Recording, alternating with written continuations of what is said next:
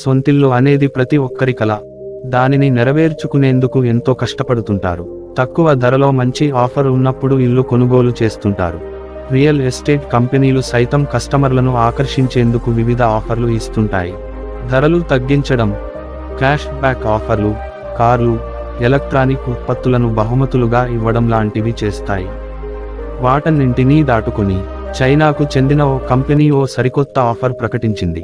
ఇల్లు కొనండి, ఫ్రీగా భార్యను సొంతం చేసుకోండి అని ప్రకటన ఇచ్చింది.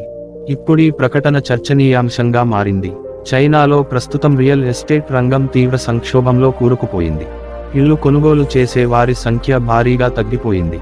ఈ క్రమంలో ఇల్లు అమ్ముడుపోవాలనే ఉద్దేశంతో ఓ కంపెనీ ఏకంగా ఇల్లు కొనండి, భార్యను ఉచితంగా పొందండి అంటూ అడ్వర్టైజ్ చేసింది. ఇల్లు కొంటే ఉచితంగా భార్యను ఎలా ఇస్తారు? ప్రపంచంలోనే రెండో అతిపెద్ద ఆర్థిక వ్యవస్థగా